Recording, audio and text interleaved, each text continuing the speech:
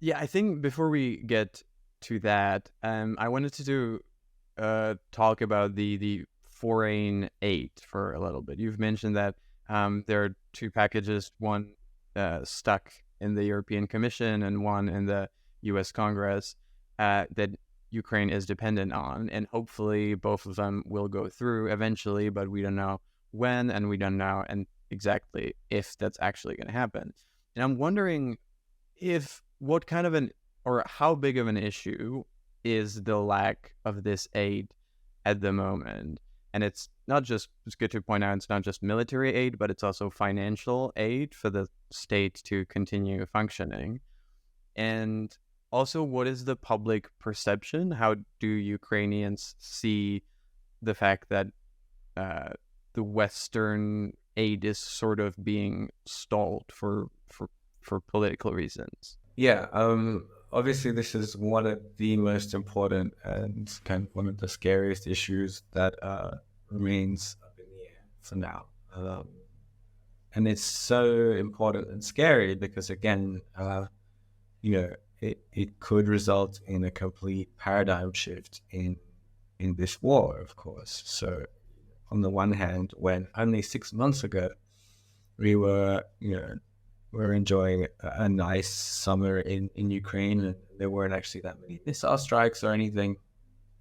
Never mind, of course, the Kherson disaster and all of that. But in general, we were all used to the environment of the war and watching the counteroffensive carefully and having all our highest hopes that it would do well and could take back, liberate Melitopol and put pressure on Crimea, and this would be it. This is the path to victory. And if it doesn't go so well, then maybe the conflict the war will kind of freeze. There'll be some kind of military stalemate.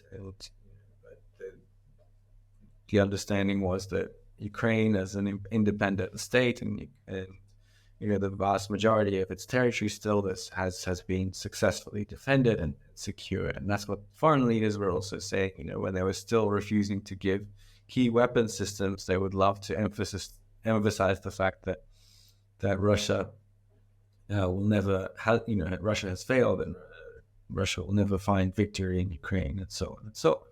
But fast forward to now, when the counteroffensive has more or less failed, and Russia has taken the initiative, and this aid is up in the air. You have a situation where Russia's exact plan for their long-term vision, pathway to victory, is starting to be realized, because it was exactly about holding the territory they've occupied already from Ukraine's offensives, attriting the Ukrainian army, even if it meant that their army was being attrited at a higher rate, because they could afford that.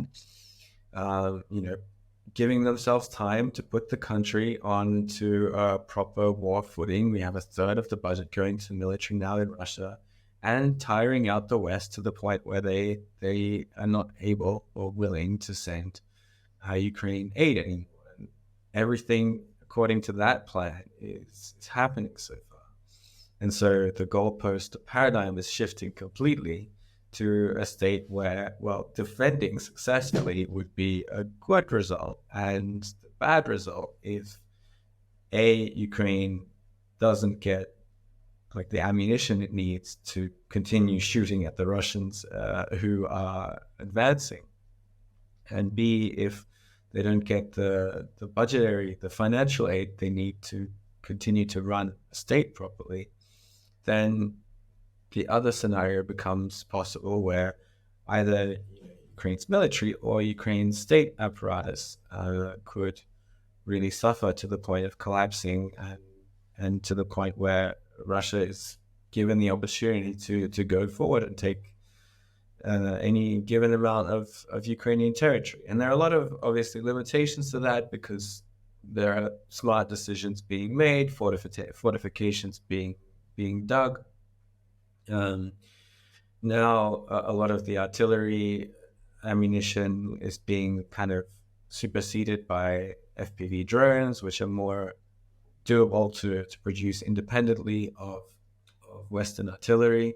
So Ukraine, without that, can in theory hang on for a decent amount of time, but long term is the bigger issue, and it's about holding out, I guess. Hopefully, getting that passed in 2024 to hold out and maybe even have time for offensives.